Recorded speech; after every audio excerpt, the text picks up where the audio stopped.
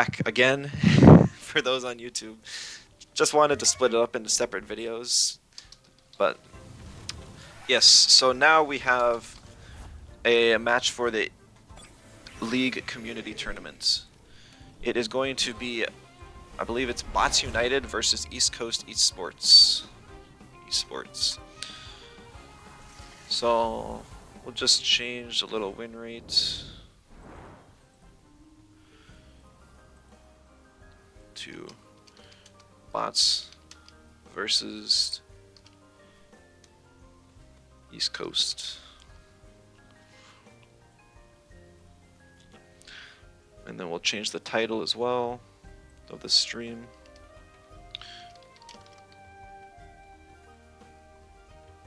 We should be starting in a few minutes here.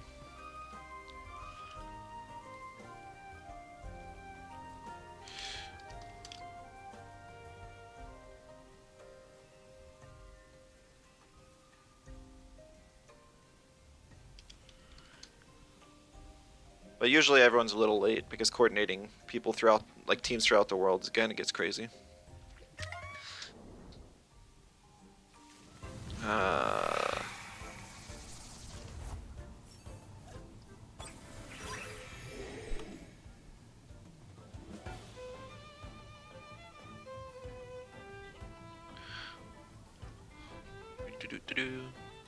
Doesn't take too long, but should be mostly set up now. Doesn't look the best, but it works. It's functional. Why did I swap Volfi to Turok? There's a lot of toxics around, and for the Venom spread strategies, I liked having extra counters to toxics, but I also wanted the Earth coverage, so Turok allows me to be able to hit toxics and still have Earth coverage. Plus, it's a very strong Tem. I don't think the Turok's been underperforming. If anything, it's actually the Toxic core that's underperforming now, which is really, really unfortunate, because that's literally the core I built the team around. But like I said, I'm going to think about it more. Right now, we are on to preparing for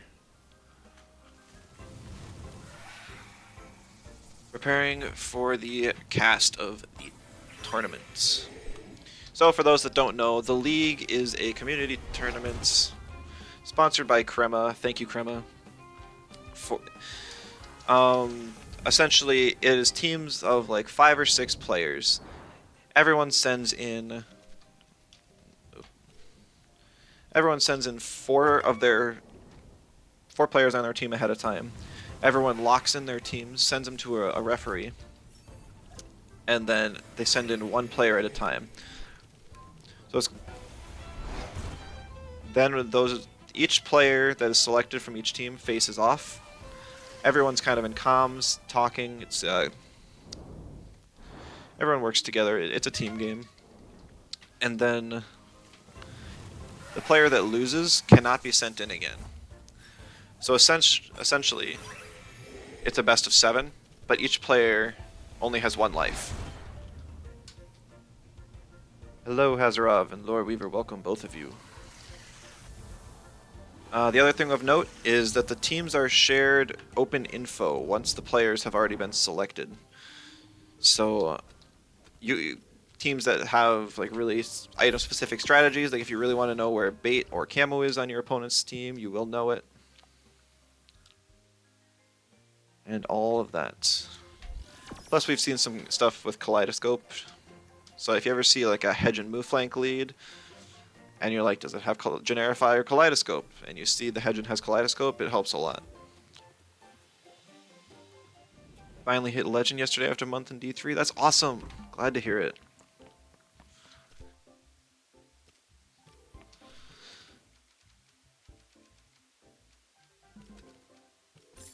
The 6th radar I bought for this silly thing.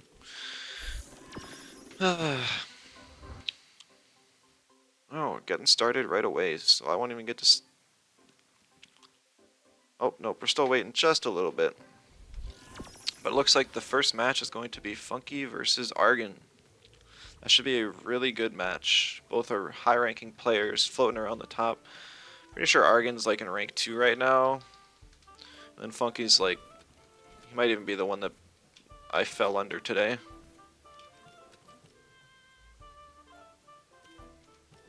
Nope, he's Legend 9. So 2 top 10 players facing off in the first round of the tournament today. That is going to be awesome.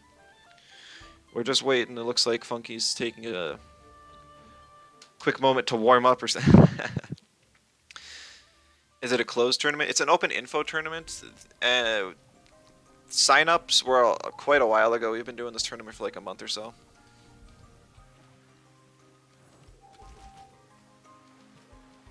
Alright. And they are in and getting started. This is already the second kind of the tournament we've done this way, though, so if you are interested in joining in the next one, somebody can shoot you an invite to the server, and I'm sure there'll be like an @everyone ping once the next one starts. So Funky was able to choose side, chose blue side.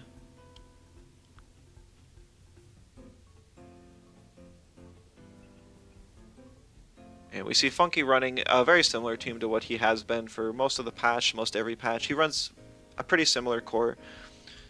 Tolkien, Hedgen, Momo, and Valash. Everything else kind of swaps around. I know from previous experience, this Sambi's moveset. I think Amphithere's new, maybe even the Slipat. I'm very curious to see what the Amphitheer does to add to this team, but I'm sure he has a reason. And then on Argon's side, we see a very slow team, kind of like one I actually just faced earlier today. Naga and Tyrannak threatening. You also have Zyzer and 2-wire combos. Oshiar, very strong Tem. Just in case Naga gets banned, you can still have some speed.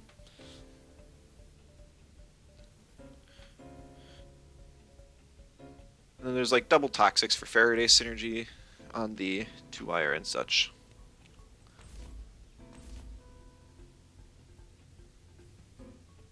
We see a very standard Zyzer plus 2-wire lead on Argon's side.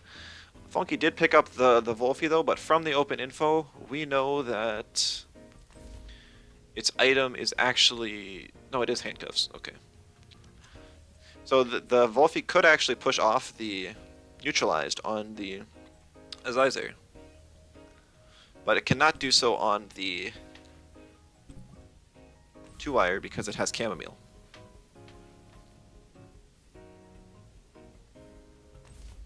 But potentially, if this is a faster heater Tolkien, that could screw up the neutral. No, it wouldn't. It's actually pretty safe. I'm not sure why the Tolkien was picked up. Possibly to wall some stuff later on.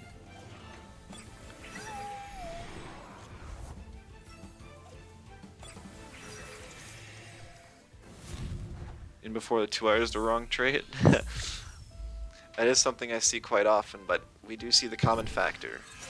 The expected trait come out from the 2-wire.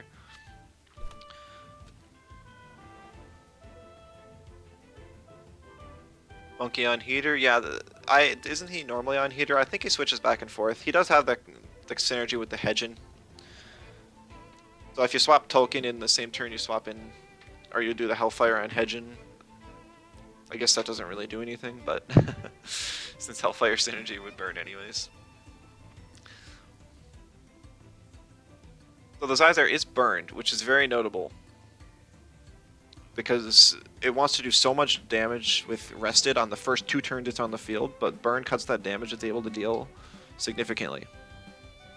But Funky doesn't really have any good swaps. Both Hedgen and Valash would die in 1 hit to the Zyzer, even with burn. I would bet. And then there's still a 2-wire to be wary of to prevent the Sambi from coming in. So Funky really needs to make some stuff happen with these 2 Tems.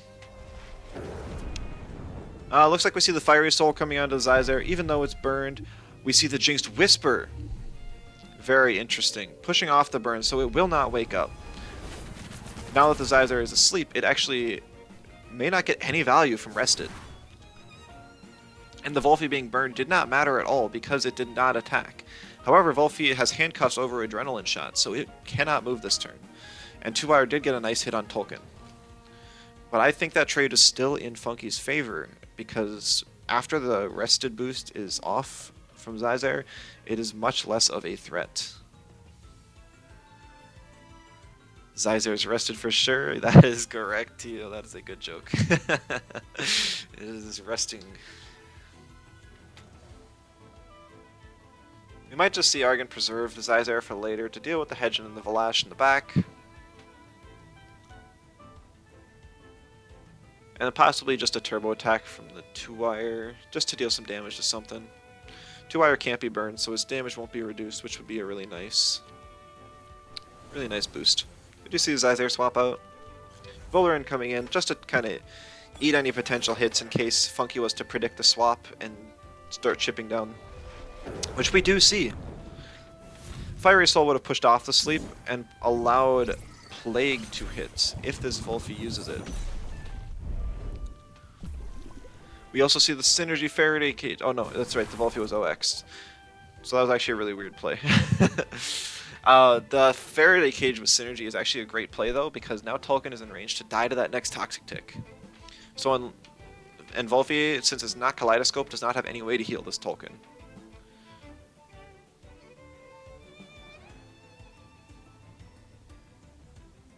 Reset your own Zyzer. I suppose that would have potentially been something that we could have seen. And maybe that's why Argon decided to go for the Fiery Soul, just in case we did see a reset. But either way, Tolkien is one turn from death. Zyzer and Volaran are chipped a little bit. And 2-wire running out of stamina. 2-wire swaps out, probably just come back in later and get some use out of its trait. Tyrannak coming in to eat the likely Plague that was sent in the 2-wire's direction to make it OX pretty hard from whatever move it clicked. But Tyrannak eats that Plague real easy. It's a frightening Tyrannak, so it kind of disables the handcuffs and the marbles upon coming in. But Volaran eats a Fire Tornado for a lot of damage. And Volaran only trades back with a chunk of Volphy's health. Hello, Mephi, welcome.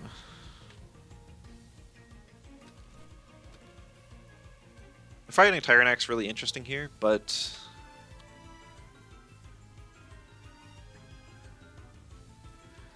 I suppose he doesn't want to disable his own traits.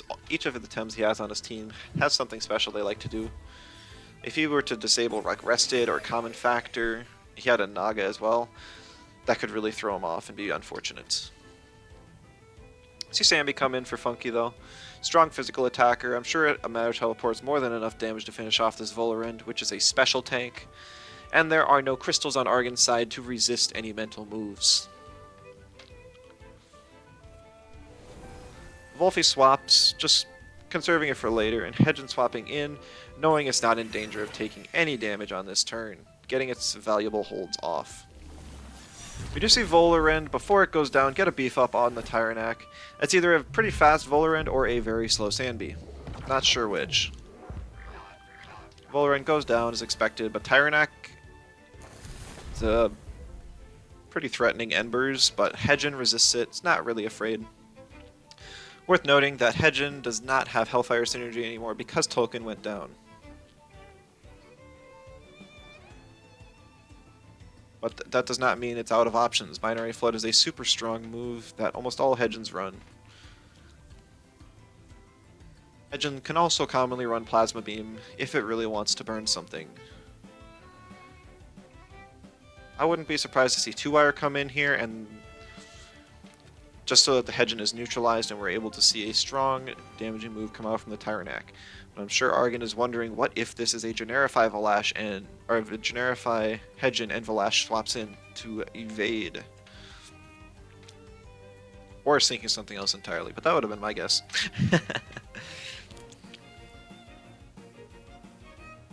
Probably thinking like, what do I need to conserve in order to win this game? Zyzer is able to hit Hedgen and Valash very hard, but Volphy is still a pretty reasonable swap in that we could see to eat the Stone Ball. Sambi could potentially be running Hypnosis to put the Zyzer to sleep, or the Tyrannak for that matter. We know that neither one has an anti-sleep item. Gonna be an interesting turn. Yes, it's gonna to swap or not to swap. If Funky swaps, then Argon's going to want to probably Piercing Wheel and Flaming Meteorite the Sandby. There's no way that it lives, because -2 defense and +2 attack Tyrannock on such a strong move would be enough to take out most anything. We could see the same thing done in the Hedgen slot, but I think even just an Embers plus the Piercing Wheel would be enough to take out the Wolfie at this health. Funky probably can't afford swapping, while he tries to anyways. We see the Matter teleport onto the Zyzer. Zyzer has high defense, so it only takes about 30% from that. It will not die to another. We see the Piercing Wheel on the Wolfie. Doesn't do much damage, but what does the Tyrannock click?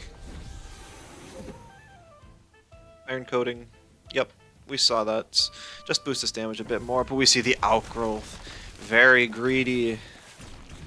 I think killing the Wolfie there would have definitely been the play, because now Wolfie can threaten out the Zyzer, when otherwise it would not have been threatened specifically. I suppose Hedgen could have come back in after Wolfie died, and then the Microwaves plus the Matter Teleport would have killed Zyzer. So maybe conserving the Piercing Wheel would have been the play. Hard to say. Because Piercing Wheel would have gone before the Sandby. It would have been forced to use Transient, and then Harmful plus Transient, I'm not sure if that would have killed. We see the bait from Sandby, and the cage, which now affects Wolfie after the Team Elusive nerf. Tyrannock tries to swap. Oh, a double swap! That was the most high value cage that I've seen in a while. That hurts Argon horribly. I'm really surprised to see the Tyrannock try and swap there. I suppose he was trying to swap in Garunder and then neutralize the entire field with 2-wire on the other slot. And then 2-wire also would not have gotten trapped by the Plague. That would be my guess. But now Zyzer is just a sitting duck waiting to be finished. Nambi can't really click. Okay, it clicks Rush. So this is a Rush Cage Sandby. I actually knew that, but I can pretend I didn't. Just in case somebody from the Bots United was listening in and was able to pass on that info. I didn't want to spoil anything. Sandby has so many good utility moves with Rush, Cage, Hypnosis. It used to have Bamboozle, but it still has like Nightmare Feed and Beef Up. So there's tons of options, and Funky has picked two that significantly turned the tide of this game.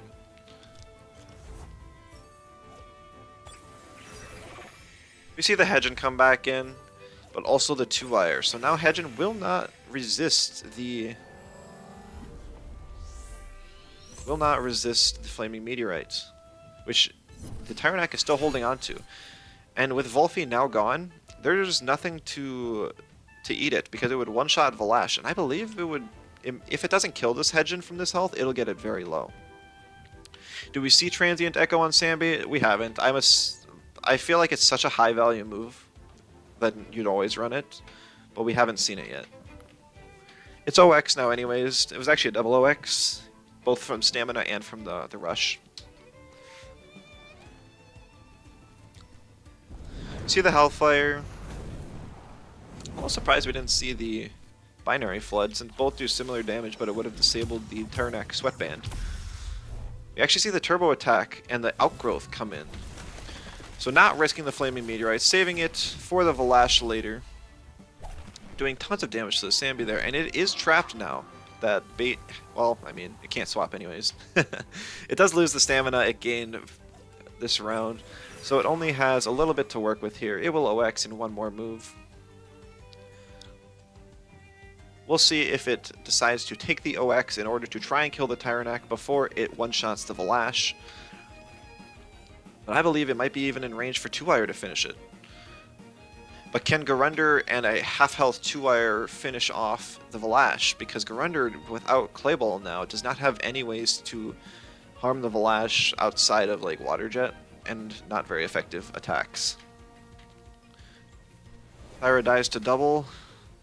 I suppose that's kind of what Argon's gambling on here. Not risking the double here, and just getting rid of the Sandby problem first. Oh, okay. We actually see the Faraday Cage onto the Valash. not what I was expecting. I would have thought we'd just see the end of Sandby, but Sandby can still be eliminated very quickly here. But it's a jack of all trades Valash, so just one more Crystal Spikes, and it could get enough to one-shot the Tyrannak from what the health it has left with a Major Slash. However, after that Faraday Cage, it does not have a lot of health to work with. It will guaranteed get one-shot from anything Tyrannak throws at it. So it's a question of, does 2-Wire have enough stamina to get 2 more hits off? Which I believe it does. It seems like a very high stamina 2-Wire. Probably hits 81. Not being Scavenger might be the deciding factor on the Valash sweep. I do agree, Felix. I personally see much more success out of Scavenger Valashes, but not having that strong neutral coverage is an unfortunate factor. Goes for the Major Slash to try and take out the 2-Wire before he has to worry about anything. Because Garunder wouldn't have really been able to threaten. But 2-Wire lives, Valash is able to just hang on, but that's a toxic tick. Garunder finishes off Sandby, and Argon comes out with a win. This is GG's.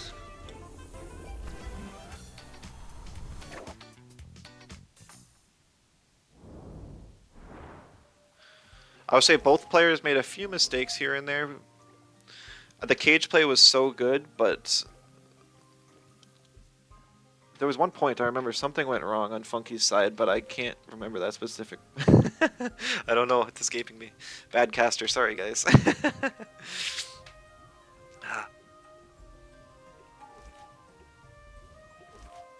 Cage was the winning play.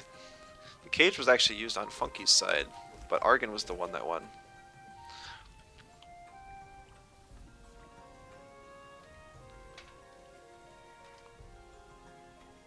I gotta update the win rate, so Bots United gets the first win. So now Funky is eliminated and cannot play for the rest of today's matches, but Argon can see a return later.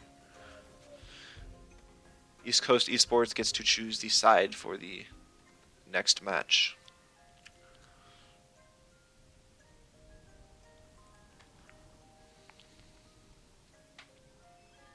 Might as well just start the radar, get some stuff spawning. Little background entertainment while we wait for the next match. Alright, next match is Tallwind versus Zax. Zax will invite. They're already in before they sent teams. They should really just cancel right now. Or we got the teams quick enough. Alright, good job, Lord Weaver. You're on top of it. So we see what looks like a stall team from Zax. We see building blocks on Yowler, Nutbar on Osakai, Fat Burner on Lowaddle, Mom's Lunch on Cowrin, Diabolo on... Just kind of what you'd expect, just all the generic stall items, ones that heal and create space for the Tems to maneuver. On Tallwind's side, we see a much faster paced, more aggressive team. Also pretty common items. The only thing really worth noting though is Mom's Lunch on the Tolkien, possibly Heater to push off statuses, and then also Marbles on the Hedgen. So it does not have the Hedgen does not have a stamina item, but stamina does not have high base stamina, so it could run out of fuel very quickly. But there's lots of Tems on Tallwind's side that need stamina, because the Oshiara needs the fake beard. Sweatband is best on Platamus, and Bait Tuvine is also super common. Lowaddle Shoutland Gaming, yes, Hazarov. They are. We do get to see some more of that. We see the lead from the Shoutland. I've seen this before. We could see the Lowaddle picked up, but I think we kind of have to see the Hedgen. Hedgen seems very strong against all of Zax's team. It can hit Osakai, it can see Lowaddle, or hit Lowaddle, it can hit the 2 Fire Weeks down there. The only thing that doesn't hit Hedgen is Cowrin. Or the Hedgen can't hit is Cowrin.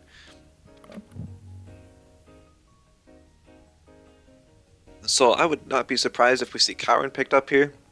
Otherwise, it's more than likely going to be banned. But even so, if Cowrin is picked, then we just see the we just see the ban on Cowern next turn from Talwyn's side. So I think that this is a pretty precarious spot that Zax is in, even so early into the match.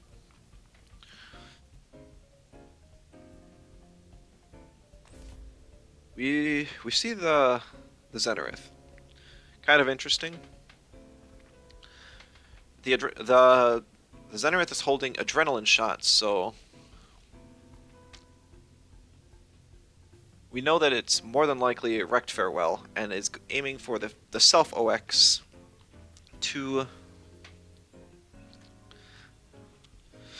the self OX in order to inflict both opponents with the minus attack, minus special attack of 2 stages, as well as the stamina drop.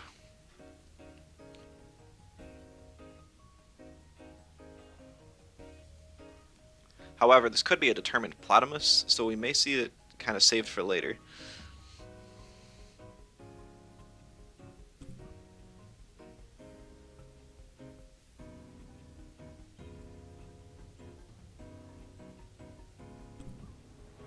Okay, so we actually don't see the Cowern band here, we see the Mimit band, and also a Tolkien band.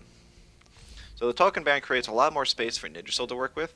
If Hedgen goes down, Nidrasil is actually very threatening to this team. I guess there's still Tuvine to deal with it, so there's still options. We see Volfi picked up. That's actually a bit confusing. Maybe just to have another option to deal with the Cowern. Cowern, in my opinion, is the best stall Tem after all the nerfs. Having both Stonewall and Roar, as well as a way to heal with Scavenger, and then Doom with Psychosis, is just a really strong combo. We do see it picked up now, as well as the Nidrasil. Unfortunately, for a few of the fans in the chat, we do not see the Lowaddle picked up. So maybe another game. If Zax pulls out a win here, we could see him return, and we could see the Lowaddle played. I'm curious if we're going to see a Madness buff or something out of the Zenareth, just to increase its damage on the first couple turns, maybe threaten out the Platymus a little bit.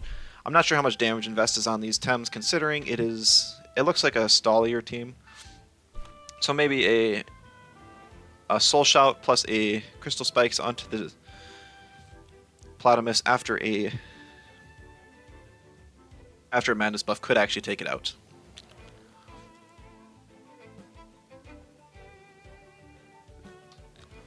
It's relatively safe for Zenareth for this turn, now because it has the evasion. However, next turn, Hedgen will have Hellfire up and is able to do some super effective damage to the Zenareth.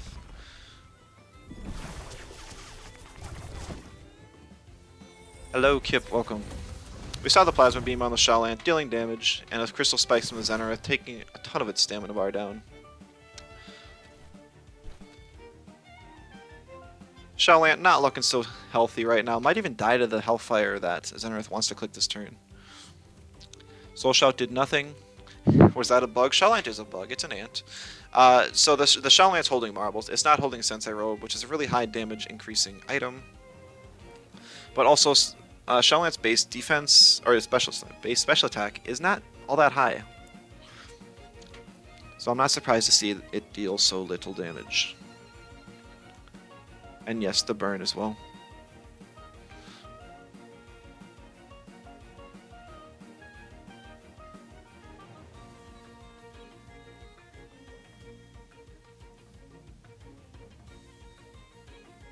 Did less than 10%. Yeah, so it actually, by living that double in, it probably is a high defense invest Shaolant, so it's not surprising it lived. If it was any weaker, it may have died. It's probably got high speed invest to get value out of Haito as well. You may be considering, is it worth staying in? Maybe dying to the Binary Flood, trying to get a Haito off on the Platymus, but I think that's incredibly risky. Plat has higher base speed than Shao. And we do see the Platymus swap though into the Volfi. So I'm guessing we're going to see a Binary Flood here, just making sure that the Shaolant does not live to get a hit off. Zenareth does stay in, challenging the possible Hellfire. Losing its item so unfortunately, as it wants to get the Deluge off and do nothing to the Volfi. Very good turn for Talwyn. Zax is in a really rough spot now that it because there's now a practically dead Tem on the field with Zenareth. Hedgen has Fire Tornado off hold, and we do see the Cowrin, the only thing that can really threaten the Hedgen, is being threatened by the Volphy.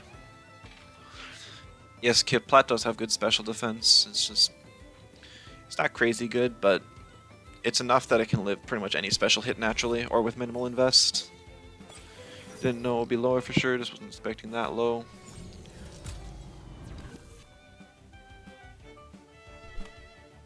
Can't attack 2 times without OX.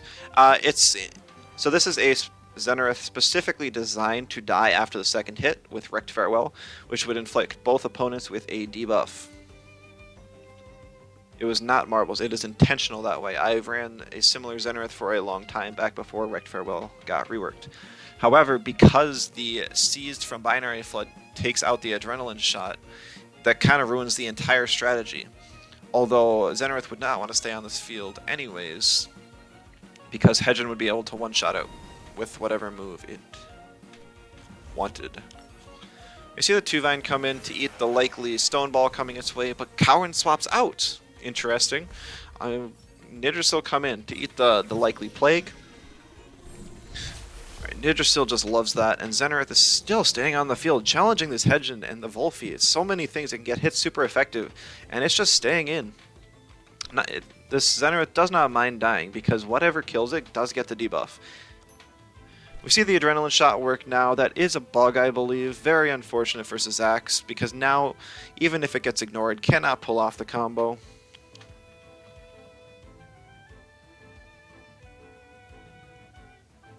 Tuvine has pretty low special defense though, so Crystal Spikes heading its way can still hurt it relatively bad. You might even see a knockback from Syzax from the Zenareth, just to see if the recoil damage is enough to knock out the Zenareth even without the Adrenaline Shot. Why did A-Shot proc exactly? What's the bug?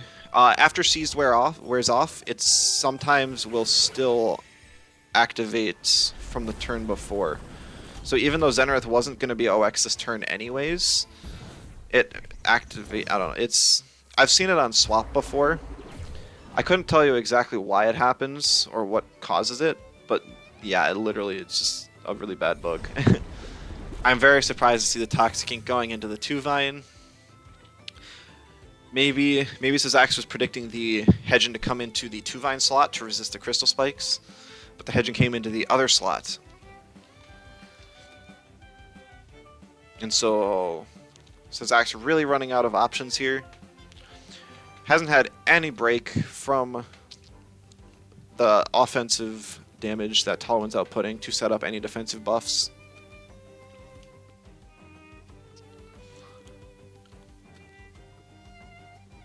The way Hellfire does look pretty free here, and Tuvine could just send out like a Feather Gatling towards the Nidrisil just in case it survived. Could see a double swap from Syzax into the 2 Earths to resist the Hellfire and kind of prepare for whatever the Tuvine's got for it, since it is not neither Earths are afraid of what these two can dish out. However, that Osekai would not like to eat a digital move. We see the Binary Flood over the Hellfire.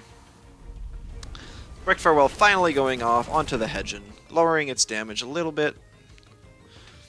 But the Binary Flood was used. So Osekai is just a little bit more free to come in now, knowing that Hedgen's other offensive option is Plasma Beam, which is a lower damage digital move compared to something like Microwaves. And neither of these Tems are afraid of the fire options. So maybe we'll see damage go into Tuvine instead. Let's try and take that out, although I believe Tuvine is much less of a threat. We could see something like a Stonewall onto the Osekai, as well as just a rest, getting the body stretch heal. I'm not sure. If Volphy or Platimus can make it safely onto this board, then I'm not sure if there's any way that Syzax can recover. We see a hook from the Osekai. We do see that it's not Sensei. The the traits are not open info, but this looks very much like a stall team, so I was more or less just assuming that this was a body stretch Osakai. But I was surprised to see the damage scaling over the rest, because Osakai, while it does have +1 in special defense now and a little bit more on the defensive side, it will still take a lot from this binary flood. And Nutbar will get disabled, so its best form of healing is also going to be gone.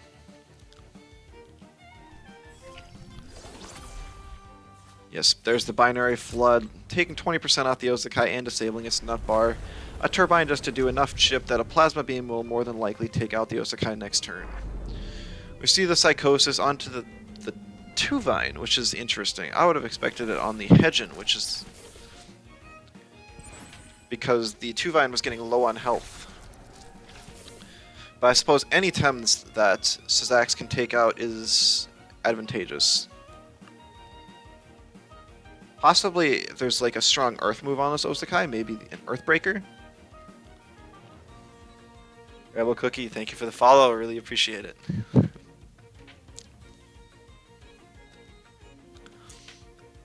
Might just see another rest from the Osakai here, because these two Tems on the field are running out of stamina. We actually see this at the Osakai swamp.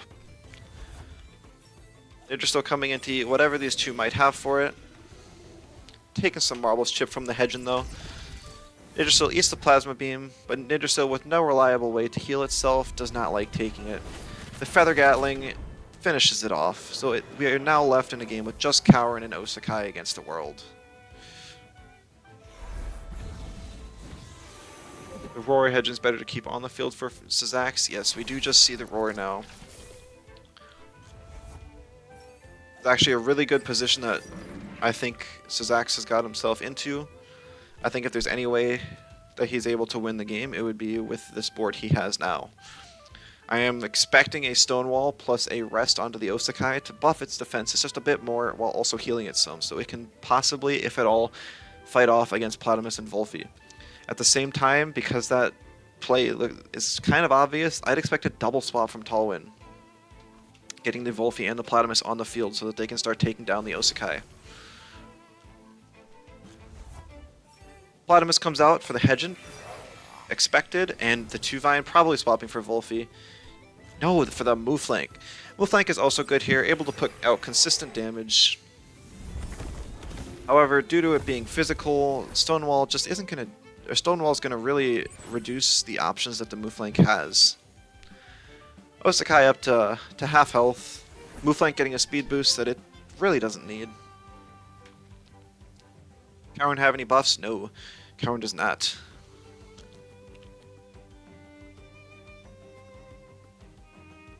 Execution, it would be very funny to see Execution, but based on how inconsistent that move is, typically it's not a great option. The Aquatic Whirlwind does so much damage to the Osakai, putting it in range to die to the base jump. Sakai goes down while Cowrin does get a Scavenger heal, and a Psychosis off on the Platamus. Solo Cowrin with no buffs, 1v5ing, just seems highly unrealistic.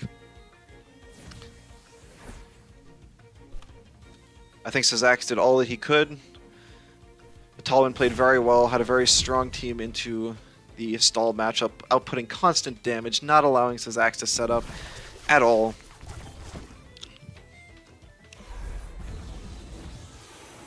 But he does gain information that this is actually a Zen Platamus.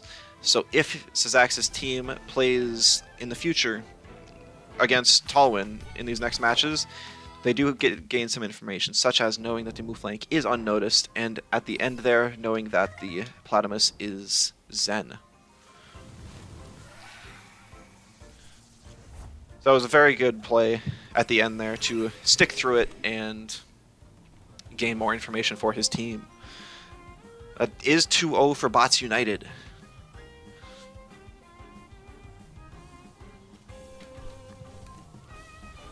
Wait, did I drop to rank 7 now? I thought I was rank 6, but I wouldn't be surprised if somebody passed me up. I had a really rough... I lost all 4 matches today. I was not expecting to face a Turbo Attack Frond Whip Zalbian. So, my bad. My bad.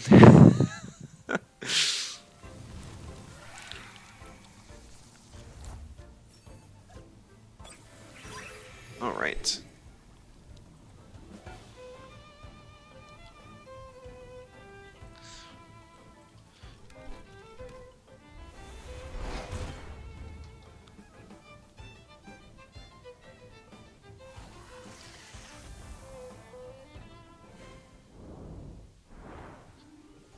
So Bots United is ahead 2-0. So that means that East Coast actually only has 2 more players that they're able to send in. So this means that any information that Bots can actually get against these last 2 players is that much more valuable.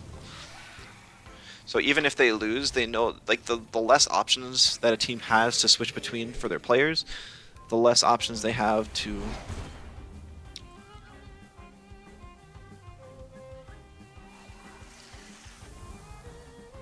just like counter their opponents better.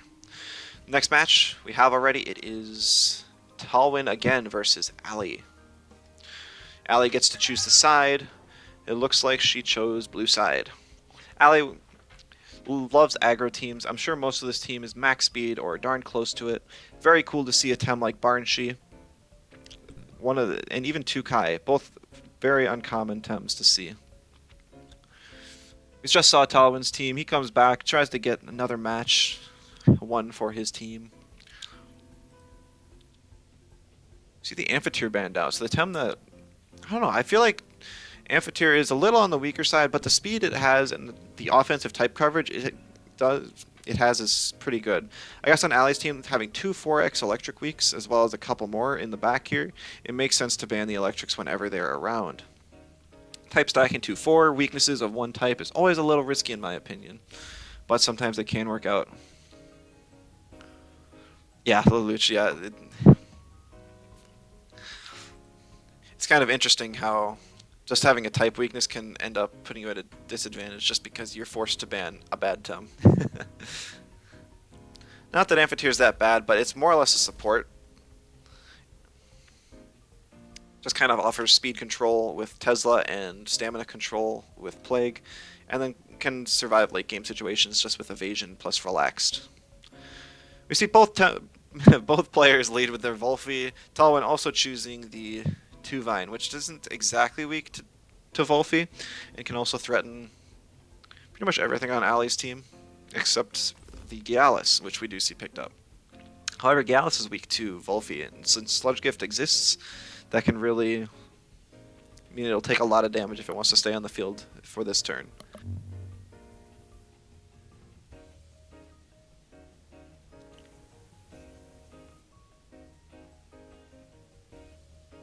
Now, depending on if this is a speedy Gyalis or if it's a resistant or mirroring, could change how the turn 1 goes. It also depending on how bulky Talwyn's Volphy is. Like if it can eat, or if Ali can kill Talwyn's Volphy with a double gash plus Plague after the mirroring damage from Sludge Gift, it may be a worth trade because Volphy has such a good defensive type. Plus, it would have been, after the Volphy went down, it would have actually freed up Tukai a lot more. However, we do see the Tukai banned out. And seeing a water banned out, Ali decides to ban out the Hedgen, which outspeeds almost her entire team and would have gotten very consistent value. Glad to see the chat's lively. I'm not able to keep up with everything though, so my apologies if I miss any comments and don't respond to everything. Everything in the chat's always in the bottom right for people to check afterwards and kind of read on their own. See the Volorant picked up. Just the Tem that actually walls Volphy just in case something goes bad. Maybe it's to swap in turn 1. Volorant can't hit 2-Vine at all, but it can wall Volphy completely. Also walls Platomus and Ocearis, so this is actually a very good defensive pick from Ali, even though my guess is it's aerobic based on the faster paced team that Ali has. We could be surprised.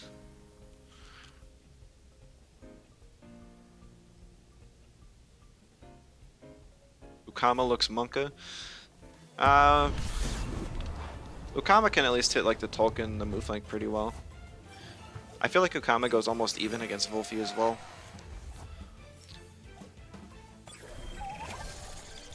This turn 1's going to be very interesting. We potentially could see swap it to Barnsheet, because Barnsheet's not going to be doing a whole lot on Ali's side this game. But if it can eat the turn 1, if it's a Feather Gatling plus Sledge Gift, I think that would be a great use of it. However, if Talwyn predicts that and clicks Crystal Plume instead, then that would be really bad, and Barnsheet would get like one shot. So, pretty risky. Probably not a choice that I would make, but we'll see what Ali does.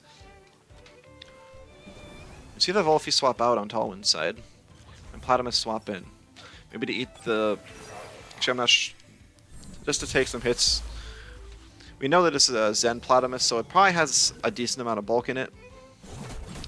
We do see Ali go for the double in on the Volphy slot, hitting the Platymus pretty hard on both sides. Crystal Plume hitting the Gialis, so it's a good thing that Barnsheet did not swap in there. But now Platymus is on the field with its holds off.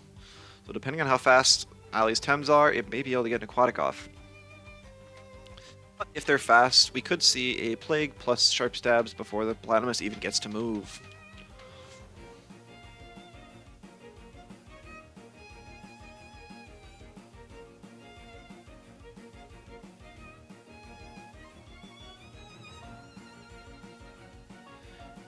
You missed the Frond Whips Albion? Well, you can always check out the recordings of my stuff on my YouTube. I'll probably post this cast tomorrow, just because YouTube doesn't like when I do more than one video on YouTube at a day. And I did a normal, or a episode of Push to Podium earlier, and I wanted to get that up first. Gallus goes down after using Sharp Stabs to the Tuvine. Ali probably wishing that she clicked Hook Kick instead, as the Tuvine did not click Turbine, which would have outsped, and instead went for the CPG, predicting a swap. So while Ali is down 1 Tem, Talwyn's down 2 halves of Tems. So depending on speed values here, the Ali could still be very well in the lead. And it's not like she needed Gialis for much of anything. Gialis loses to Tolkien. Only thing it did a whole lot against was Volphy, but Volphy also kind of wins that trade. We see the Sludge Gift on Tuvine not taking it out. I think that's very greedy. They must have been predicting a swap to Tolkien or something. I feel like Plague has higher damage, so I don't know why you wouldn't click Plague in that situation. And then also the Wind Burst made sure that the Tuvine went down, but the Platymus also gets to live another turn, which is very bad, because it's fast enough and now Aquatic is off hold once again. We see Mouflane come in on Talwyn's side. Steel Charge probably isn't the play here because Volphy has Team Elusive and can avoid it. So we're probably going to see... Oh no, it's unnoticed, we know from last time, so its only option is base jump.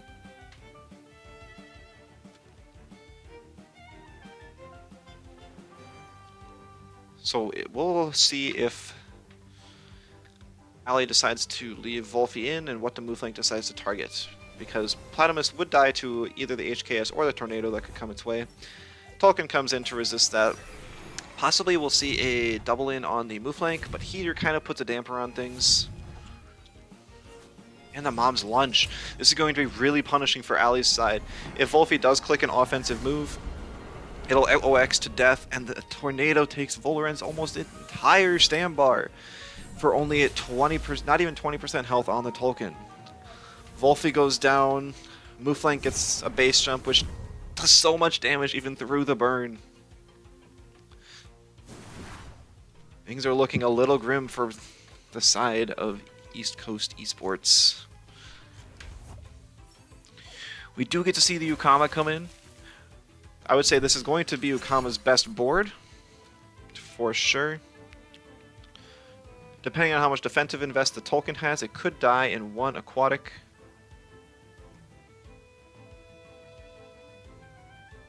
Or in 1 Water Cannon. It would also have synergy. But also there's the threat of Platymus, and Voloran can't do anything. Plus, based on how much Voloran took from the base jump through the burn of Mouflane, it probably dies to another base jump. Plague, remove the burn. Oh, that's right. That's right.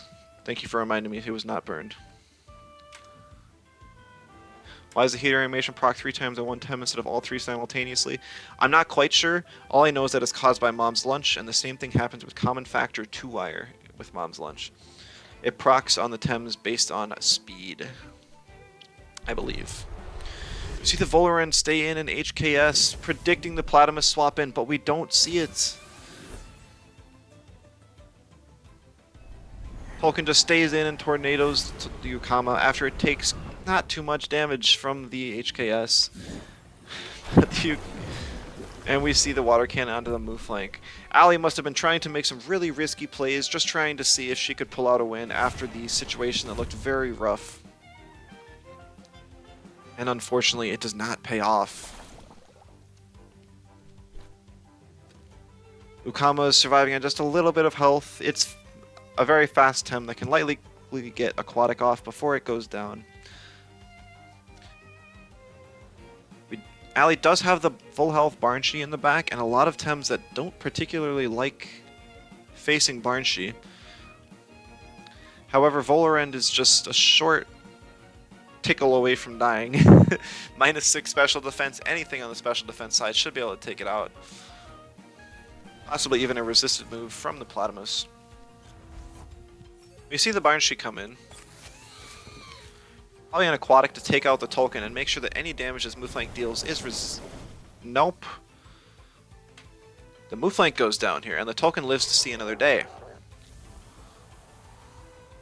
Tolkien Fiery Souls the Ukama though, so Barnshee is still full health and now has holds off. Could be very important. However, Volorend is still very limited in what it can do, but it does completely resist Volfi and Platamus.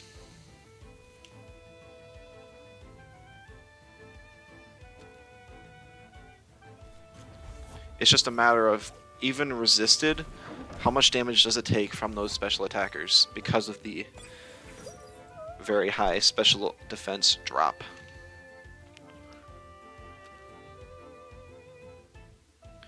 Tolkien does always have priority available with Fiery Soul. If the Fiery Soul lands on the Volorant, it'll probably just straight up take it out. So it's got to get at least some damage off before it goes down. We see a tornado onto the Volfi, not even doing a third of its HP. Volfi has very, very high special defense. Tolkien goes for the tornado though, which seems a little bit like overkill, but not wanting to risk anything, taking a bit of OX damage since Barnshee more than likely to attack the Tolkien anyways. Volfi getting a plague on the Barnshee. We should see damage on the Volfi though. It also is a neutrality Barnshee, so it does get to keep the fake beard for the Gamma Burst, allowing it a little bit more staying power on this field.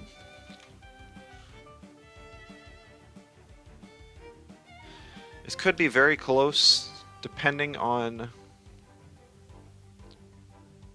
what moves Ali has on this Barnshee. And also, okay, we see a Quicksand, lowering the speed of the Barnshee. That could be crucial, because if this Barnshee was very fast and could get a tornado off before the Platamus gets its Aquatic off, that could have been the end. But at the same time, if Tornado still outspeeds, and or Aquatic isn't up because I'm kind of forgetting turns from like six turns ago or something, then things could still be very much in Ali's favor.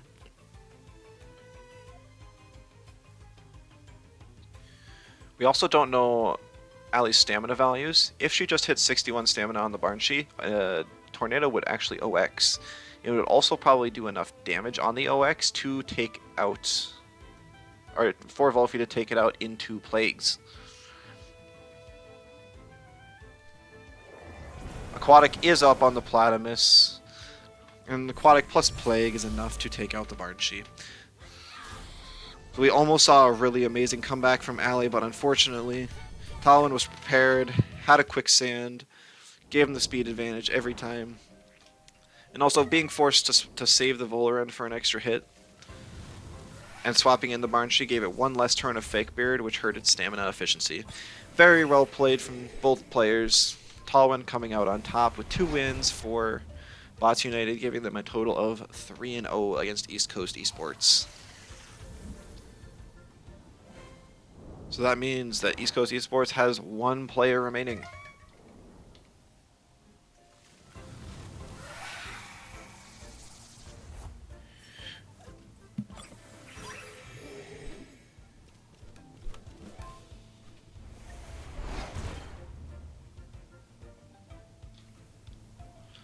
Not sure who it is though, because the teams are full of like 5 or 6 players, so we'll find out in a moment though. We also do not know if Bots United are going to send in Talwin again, maybe Argon, since they already have information about those players, or if they'll just send in someone completely new. But now all information that Bots United can gather will be very important, because their opponents, the East Coast Esports, will not be able to swap their players to take advantage of potential matchups any longer. It looks like the next match will be Talwin versus Aglom. So Aglom is the last remaining member of East Coast Esports.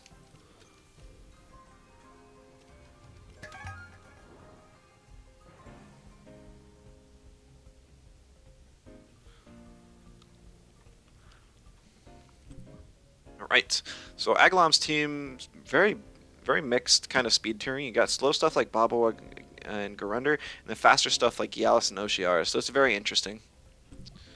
Babo gets banned. That makes sense. Talman did come in to potentially get the 3 wins in a row against East Coast.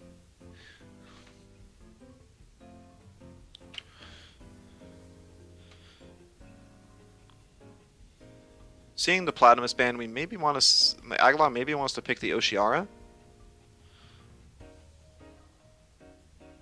Or possibly the Tolkien. I'm a little confused by the Plat ban, honestly, because... Since the Bob was... Or I guess I did catch the ban order. Blue side would have banned first, banned the Platimus. And then... Okay, that makes sense, yeah. So Aglom really wanted to play Baboa. But Talwin did not let him. So that was very good. Very good pick ban there.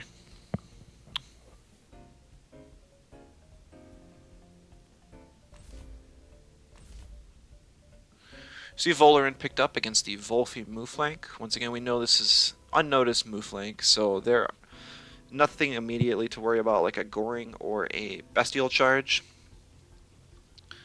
And Volfi is completely resisted by Volarend. We do not know what trait this Volarend is, if it is aerobic or anaerobic.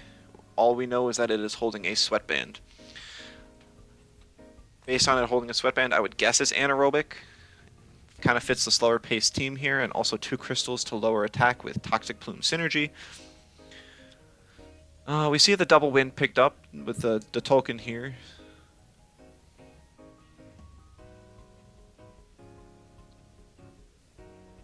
And a Momo ban for Aglom, and Oshiara ban for Talwin. So Talwin not allowed to play either of his waters. That frees up Tolkien quite a bit. However, Tolkien more than likely is going to take lots of damage on this lead, so it's a little surprising.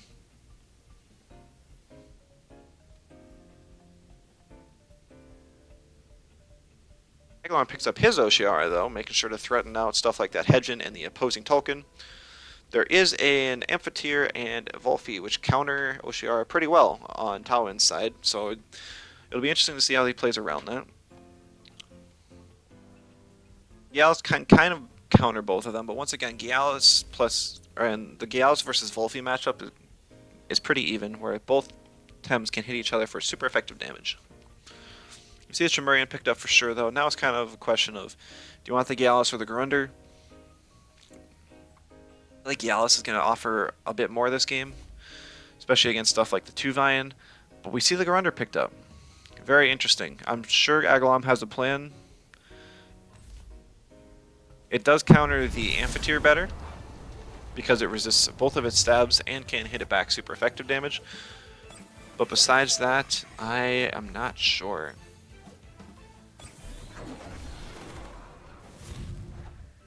So we see that this token is Heater and Marbles. It's a common item. Like, we knew the Marbles, but the Heater isn't very interesting. Isn't this like the 3rd token today that's Heater? like all tokens we've seen. Very interesting. Heater really creates space for a lot of players on turn 1. It allows Valoran to get its first Nox Bomb special for special defense raise turn 1 a lot more safe.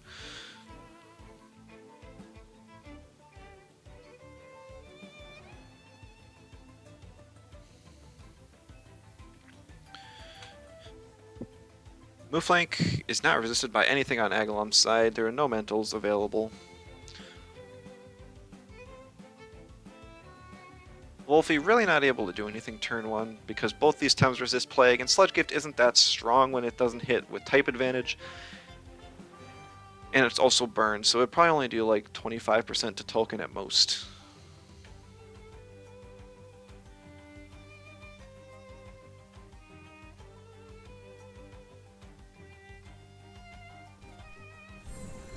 We see the Plague on the Tolkien pun, trapping it in. However, since the move flank swaps in and both of Talwyn's waters were banned out, there's nothing that was able to really threaten it on the swap. It's actually an aerobic Valoran though. I was expecting anaerobic, so this is very interesting. It does get the speed boost up, and it holds off a little bit more free because of the heater. So now Agalom has a lot of potential to double into this move flank and defeat it. However, there are lots of options in the back to resist wind moves. So Valoran really gets the most value here from, or on this board, hitting either of these two Tems.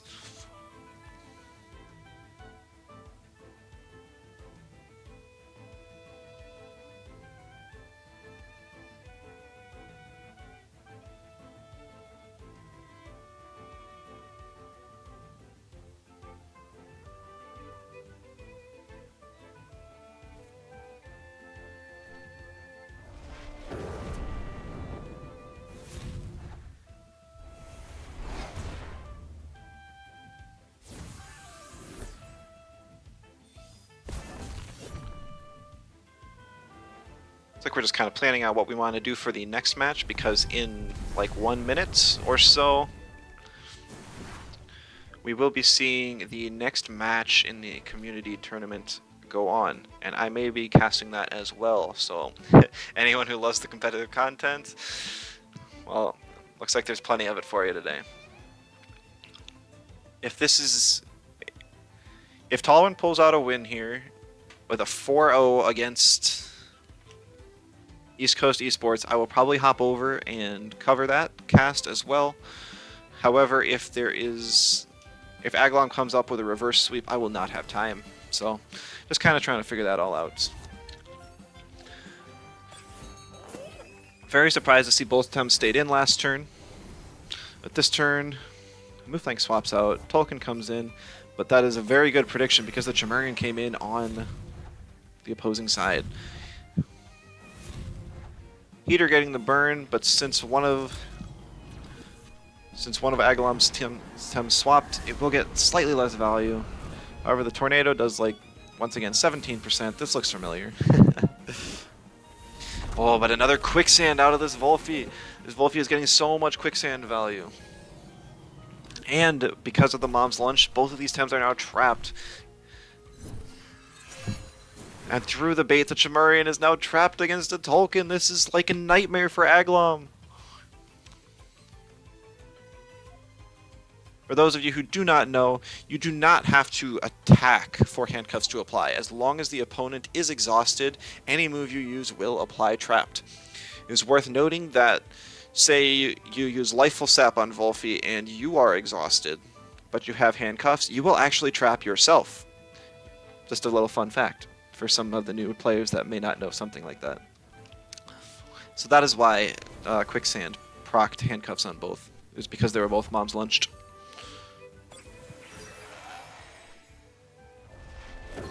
Oh, because this Tolkien is not Pyro, and it doesn't even look like it's max special attack, it does not actually kill the Chimerian. So Chim does get a Frond Whip off, doing quite a bit of damage to Tuvine. However, 40% of Tuvine's health for 80% of Chim's is not a great trade. Aglam tried to even out the trade a little bit by getting a V-Gust out on the Tolkien, but it's just not a whole lot of damage. V-Gust isn't a very strong move.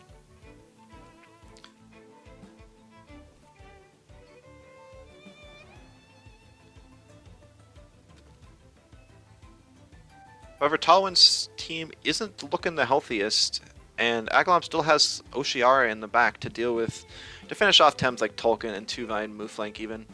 Volfi could be in range of a Water Blade, it certainly would be after a Serbatio's. And then he's still holding on to the Grunder to deal with the Amphitheater.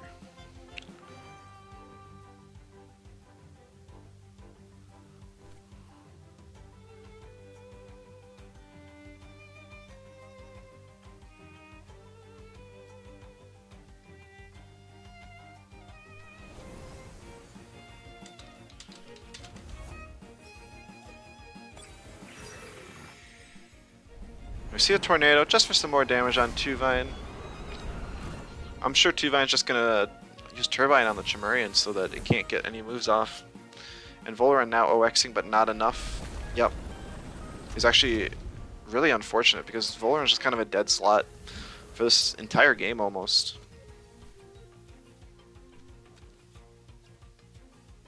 Garunder is not able to freely come in.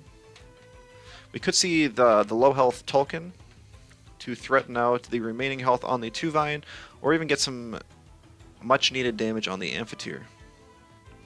I think, like, optimally, Aglam would be able to finish off everything else other than the Amphitheater and create a 1v1 with Garunder versus just the Amph. However, he just doesn't have the resources or the stamina available to do that. Because if this Volaran had more stamina, it would have been able to stay in this turn and get some more chip and keep threatening. Because a V-Gust plus a Fiery Soul may even get close to killing the Amphitheater, in which case the win condition of Oshiara would be near free.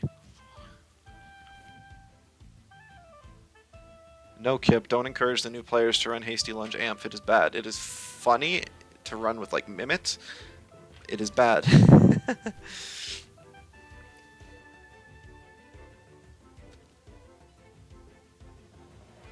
Tuvine's priority is down, so even if it has speed invest, I'm sure it will not outspeed this Tolkien. The Tuvine swaps out anyways into Talwyn's own Tolkien. We do see the Fiery Soul onto it instead of the Amphitheater, and a Tesla Prison taking out the Tolkien. However, a Tolkien Amphitheater board is much more favorable for Garunder.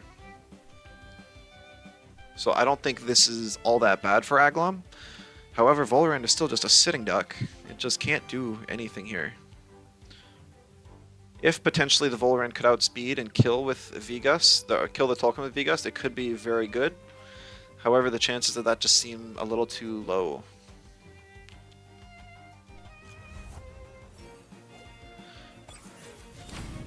These new players, are they in our room with us right now? I feel like each stream there's quite a few lurkers and always new players stopping by, and also there's so many people that watch these on YouTube afterwards, so yes, I'm sure there are plenty of new players that could read the chat and be like, oh, that's a good idea. And so I just like to clarify that even though on paper Hasty Lunge Amphitheater looks like it could be incredible, it's not.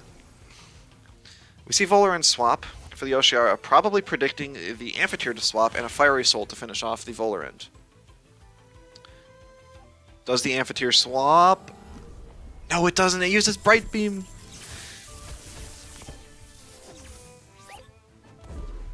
It's only 10% chip damage on Oshiara, but we see a Fire Tornado. Which slot? Onto the Garunder. Chip damage on Garunder I don't think is essential for Talwyn, because... But I guess it's now in range to die to a CPG from Tuvine. And possibly it does Vortex from Volfi, but that one would be really close. Since Oshiara is now on the field, we know that it can one-shot the Tolkien with Water Blade. But we could also see a Serbatio's and a Wastewater onto the Amphitheater. It all depends on if or what Aglam thinks that Talwyn will do. Because a Tornado plus a Plague, I'm sure would kill Oshiara. We see the Tesla Prison though, just to lower its speed and give more flexibility. Actually looks like a very low speed invest Amphitheater. So Serbatios comes out, gets a little bit of chip on Amphitheater, raises Oshiara's special attack, finishes off Tolkien. But Tolkien did burn the Grunder, so the damage it will deal with the Wastewater is much less. But because it has Wastewater over Nox Bomb, it does do a little bit more with the Toxic Tick.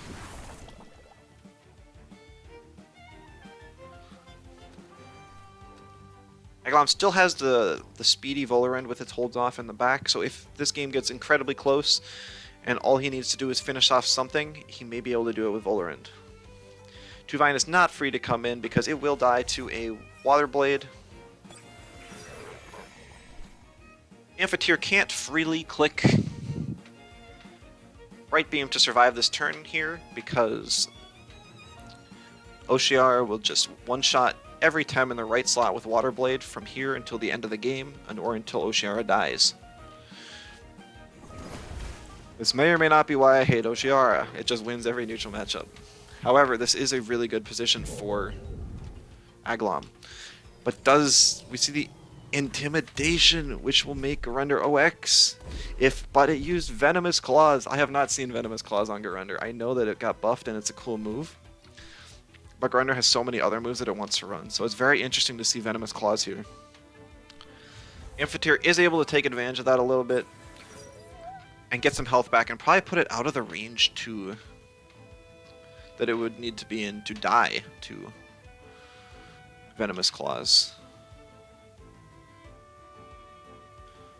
So now it seems like Tawin's kind of challenging the Oshiara. Can the Volphi live the Water Blade and the Double Plague be enough to take down the Oshiara? Oh, the Volphi does go down, but Oshiara lost a lot of stamina. It does OX! And Amphitheater Bright Beams. What does the Garunder do?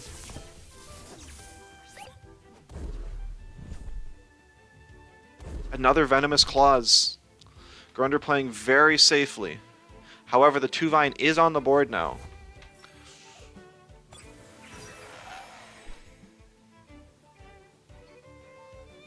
Yeah, that very minor OX on Oshiara could be game-changing.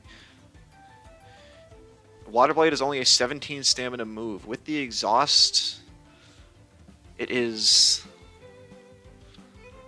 This must be like a base stamina Oshiara just with Fake Beard. I believe with base stamina, Oshiara is able to get Tsunami, Serbatios, and Waterblade without OXing, even at its very low base stamina, so it's kind of surprising. I see a paragraph in chat. Hello, Tian, welcome. Oh.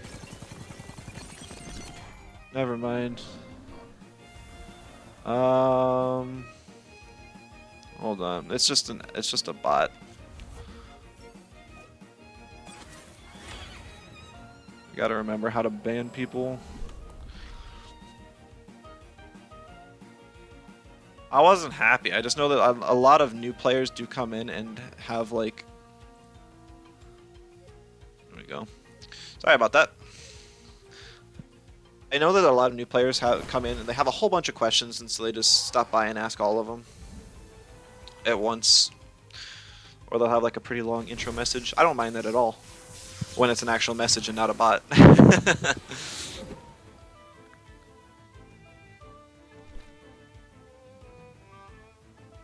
Alright.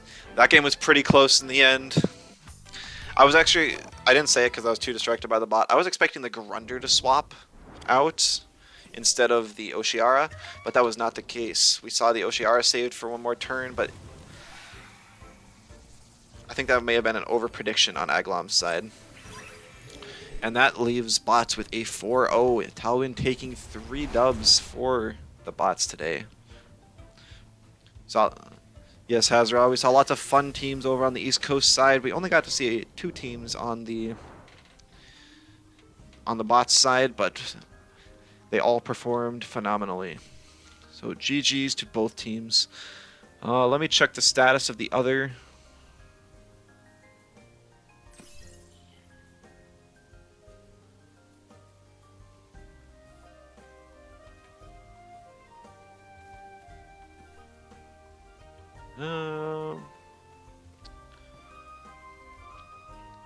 That's going to be all from this cast. Either way, I'm going to end the YouTube video here, and we'll see if I might stop by and do the stream for the other cast, the other match going on as well. But thank you all for watching in the YouTube video. I hope you enjoyed, and I will catch you next time. Bye-bye.